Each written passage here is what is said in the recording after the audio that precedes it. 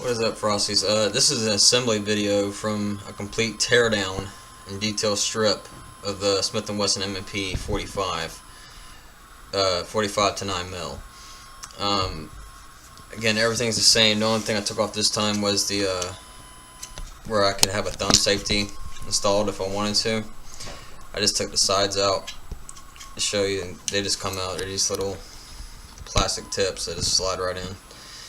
But as you can see, this completely stripped frame, completely stripped side. So I guess the first thing we're going to start on is the slide. Before we do that, we need to get our sear housing together in our rear block. So first thing we're going to do, this is the only pain-in-the-ass part that I have come across, and you might not have this, you might have it, and you might have two of these. It's a sear disconnect lever and spring. The spring is just there to create tension, to where it's not just going up and down every time you shoot. That's the only reason it's there.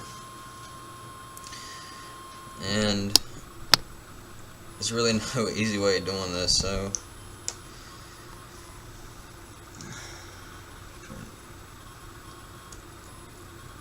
okay, it's in there. Get my frame. I can't use my frame tool. Again, I'm only using the frame tool and a 1/16 punch for this. Okay. I'm just gonna slide this in.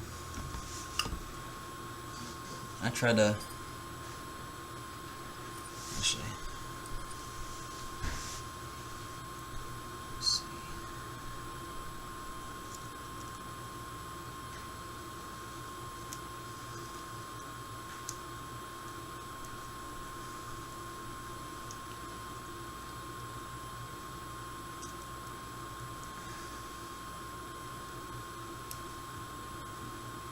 Like I said, there's no easy way of doing this.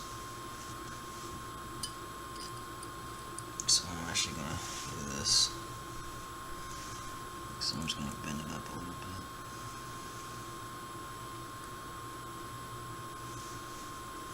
And slide.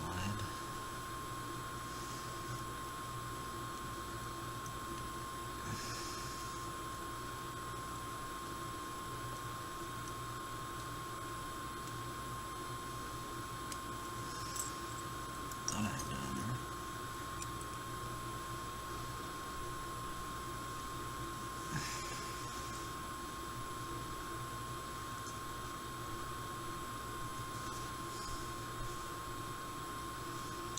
Like I said, it's the only pain in the ass part right here.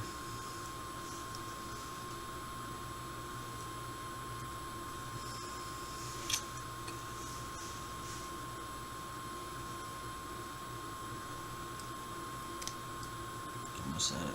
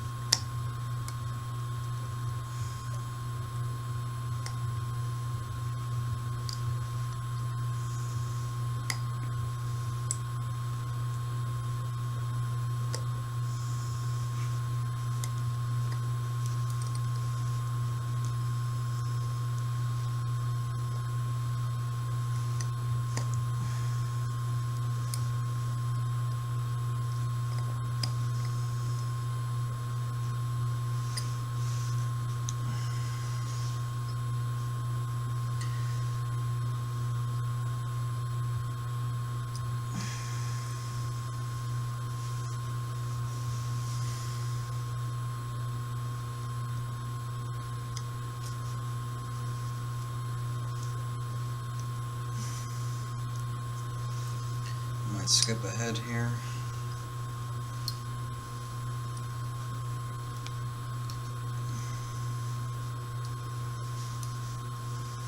Actually, there's one approach I never took before. Maybe I should try.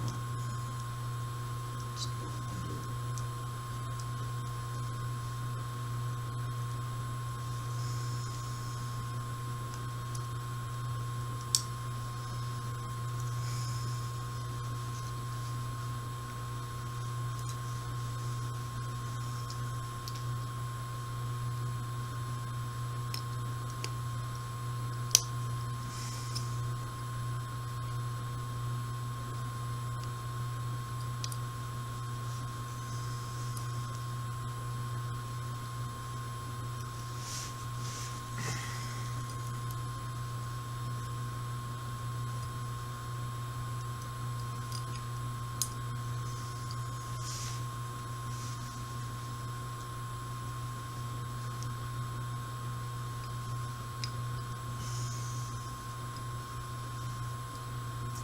Yeah, I'm gonna stop the video right here until I get this in, because it's a pain in the ass and it's hard to do it.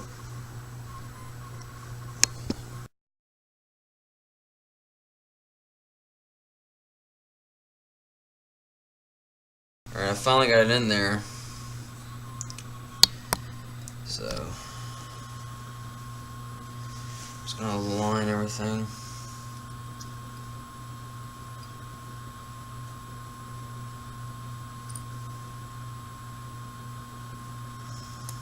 Okay.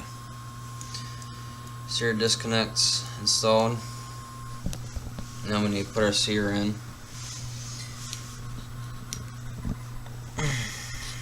Sear spring, sear plunger. Just gonna leave it right here.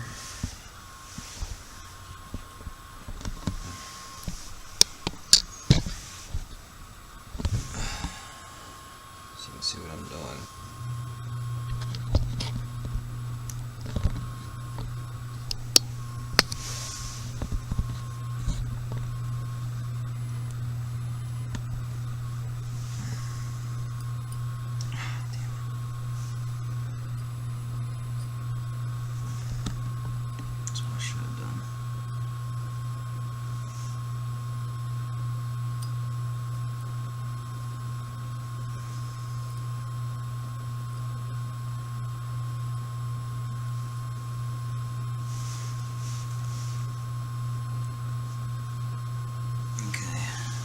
Installed. Now your sear goes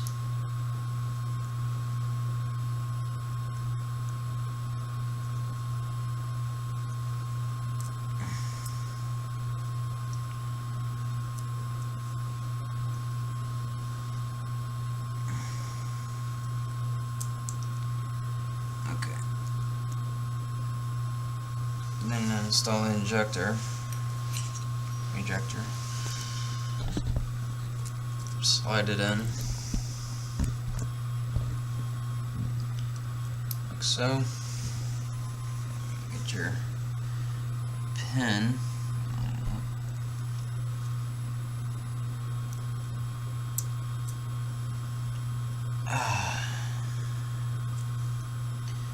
Slipped on me.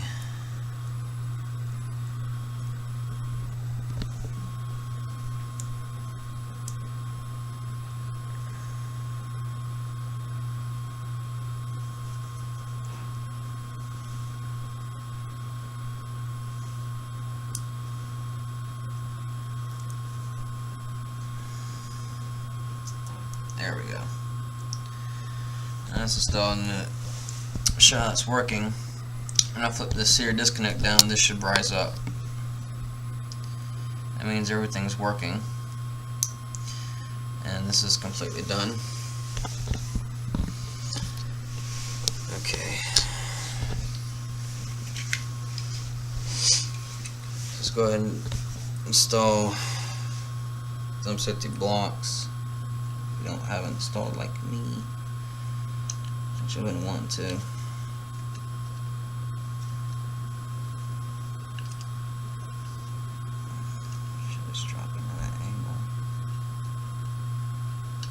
push in.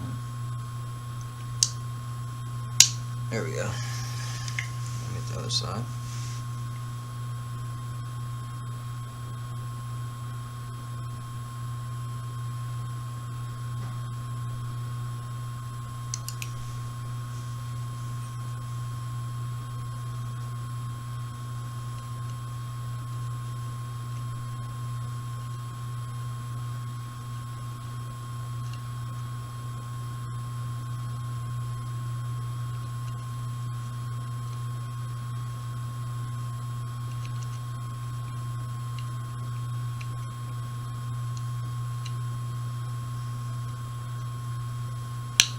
There we go.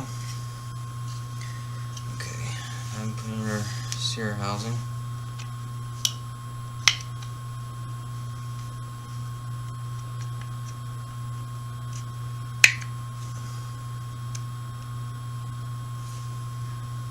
Just getting everything out of the way.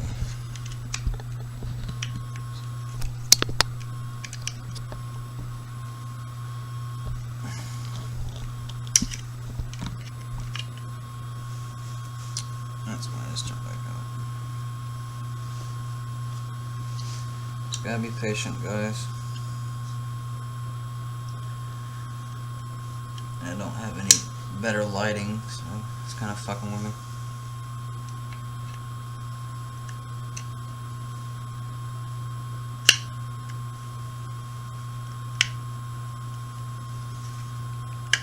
There we go. Drive that pin in after a lock and block and a spring. I'm going to actually do this right here so you guys can see it. Basically, if you lose this, I mean, I don't know what to say to you other than talk to Smith and hopefully it didn't void your warranty, or just say that it got damaged and, you know, whatever. It just drops right in.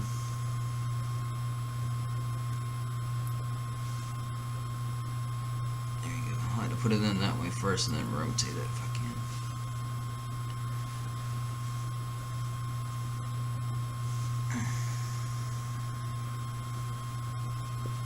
Like that.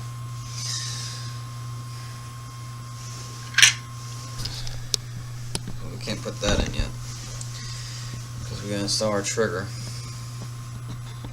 which is here. You want this thing to go in. I mean, they do like to go in both ways. I mean, I don't know if it's extra-dexterous or not.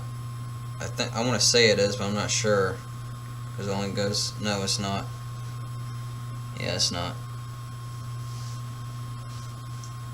That's where it's set up. But if this is not lining up in the middle to where you had the spring, then it's not right. So I'm going right here. Basically, where you put the spring is going to be on the left side. So let me line this up real quick. Gently tap to lock it back in place.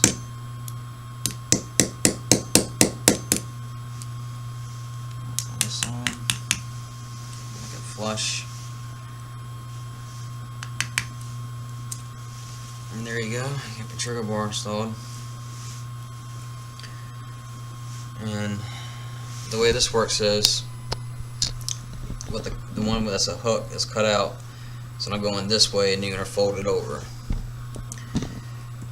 So go like this, rotate it, fold over. And it should look like that. So now I'm gonna drop this in.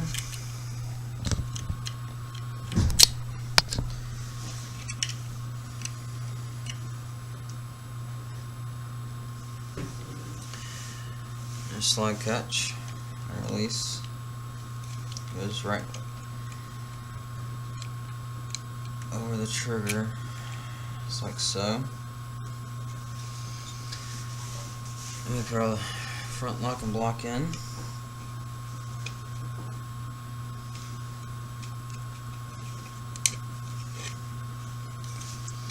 Now, the first pin I want to put in is the spring pin, which is this flat one right here. So I'm going to get it started. Just a couple light taps. Okay. Now, there's an easier way to do this instead of people thinking that to come in behind. You don't. Just come in this way. You want to take your spring, pull up with your frame tool, and then push in. And then just take it down. There you go. Your trigger is functional and installed along with your slide clutch. Now what we need to do is drive these roll pins in.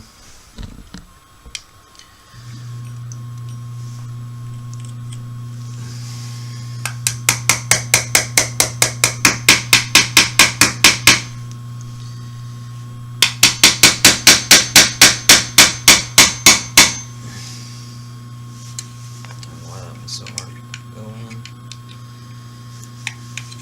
Let's see here.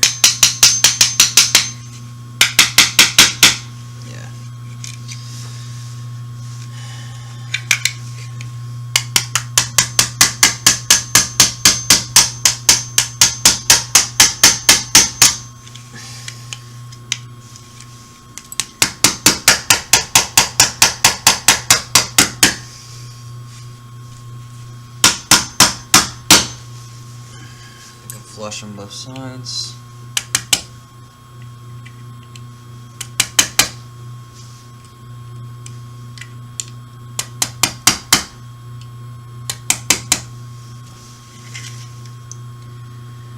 And they are, and it's fully functional again. The only thing left to do is to put our magazine catch in. Goes in like so. You pull up on that rod in there, so it goes all the way in, and then fold over. Here, click. And the easy way to test if it works is just put a mag in. The locks ain't going nowhere. You know you did it right. Pull on it. Shouldn't go anywhere until you press the button. It works. All right. Next is the striker assembly. The striker return spring, the end cup. Sorry if I'm not naming these right. I'm not a gunsmith, like I said. Then the striker spring, firing spring. You put this retaining cup on there, and your striker's assembled. Now you can put your takedown lever back in, just like so. And you can put your grip back on if you want to. Just keep your frame tool handy. First thing I'm going to put in is the extractor and the extractor spring.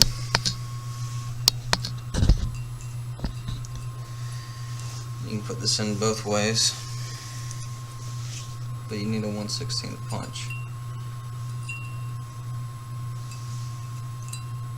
There we go. You gotta come in at an angle, like a hook, and then fold over, push back,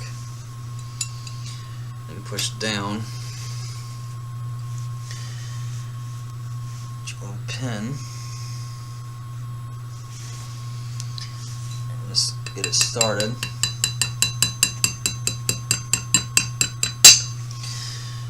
And then finish it off with the frame tool.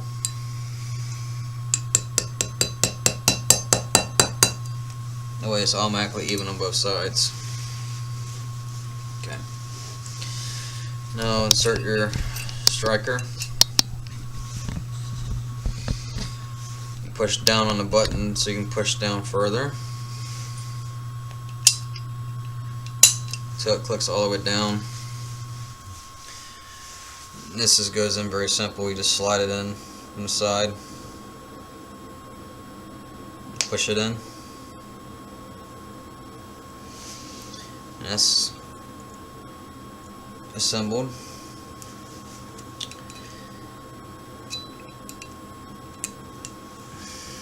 You're gonna wanna, whoops, I hit the button. Silly me. Alright.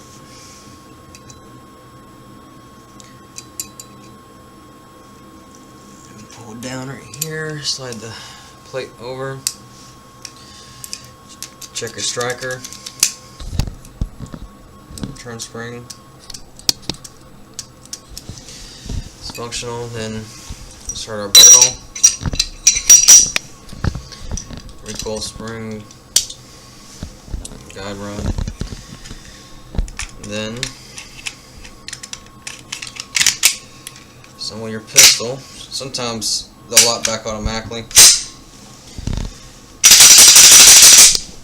It's fine. Check make sure it locks back. It does. Put my frame tool back in here. Alright. Now, fires. Reset. Reset. Now we want to check the sear disconnect.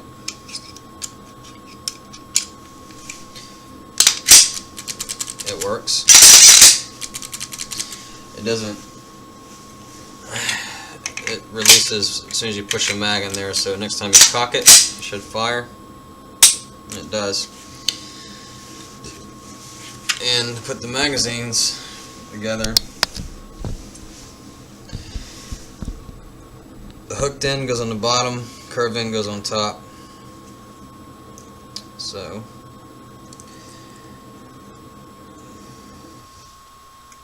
that back on there. Feed it through. Get your stop. Your back plate, push over. And test that it works. There you go. And you want to do a function check.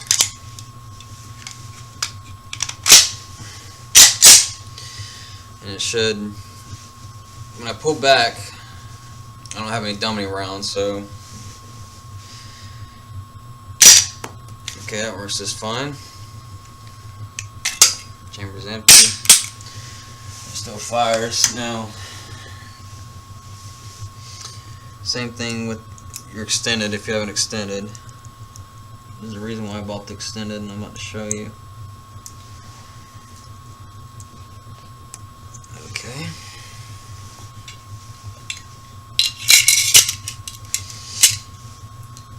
This has more tension on it. Okay.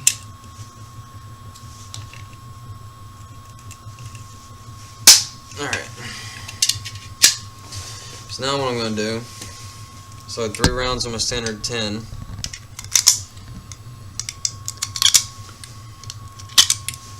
And 4 in my extended.